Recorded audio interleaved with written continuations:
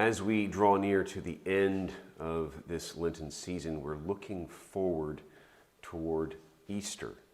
And the seminal event in the life of the church is the resurrection of Jesus. And it's an event that it's kind of interesting. We don't really know a whole lot about the event itself or that which transpired at the resurrection. There's no account in Scripture that tells us exactly what took place at the resurrection itself. We sort of know the after story when Mary and the other disciples come and they come to the tomb to find Jesus or to look for Jesus. But of the resurrection event itself, Scripture says practically nothing. And it begs the question, what happened? There's this sort of shroud of mystery around the resurrection event itself. And it might make us wonder, and I hope it does make us all wonder, what took place? And I want to share with you a little meditation written by Fred Buechner about what happened at the resurrection. And this is a meditation or reflection that Frederick Buechner has about that particular event. He says this: One night I stood on the bridge of a small British freighter somewhere near the middle of the Atlantic Ocean. I was talking to a young junior officer with red hair who told me something that it is very useful to know. He had been looking around to see if he could spot the lights of any other ships on the horizon. And what he told me was this: the way to see lights on the horizon is not to look at the horizon, but to look at the sky just above it. And I discovered that he was right. This is the way to do it. Since then, I have learned that this is also the way to see other things. I do not think that I would have looked straight at the tomb if I had been there.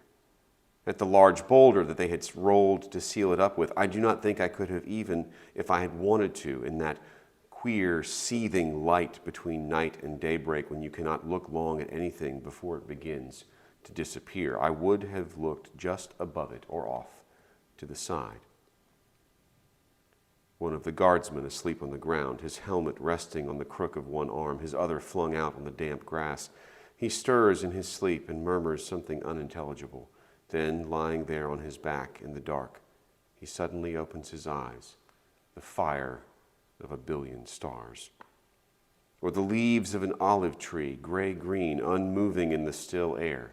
Nothing moves. Then, out of nowhere, a breeze comes up, stiff and fresh and smelling of the dawn. Underneath each olive leaf is the color of silver. A voice is shouting, high and soft and from far away, like the voice of a child that he hears calling him home. At the end of a long summer dusk, the sound of running feet. I cannot tell you anything more than this about what I think I would have seen if I had been there myself. No one can, honestly. I do not believe that even the ones who actually were there could have told you more, if any were there and had stayed awake.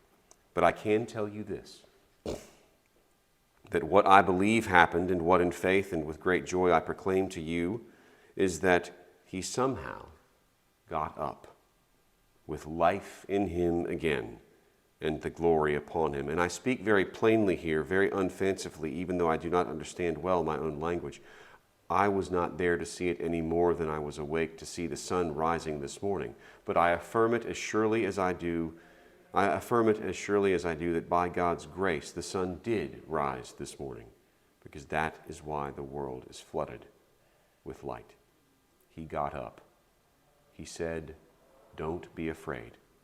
Rich man, poor man, child, sick man, dying man, anyone who cannot believe, scared, sick, lost, the young with their lives ahead of them. Do not be afraid. As we approach the great feast of the resurrection, we might wonder within our own hearts, and I hope we do wonder within our own hearts, what happened?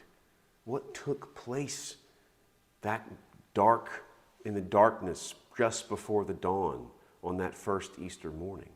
What happened? How did it happen? How does it affect my life? How does it affect the entire world? I hope that those are questions that we ponder.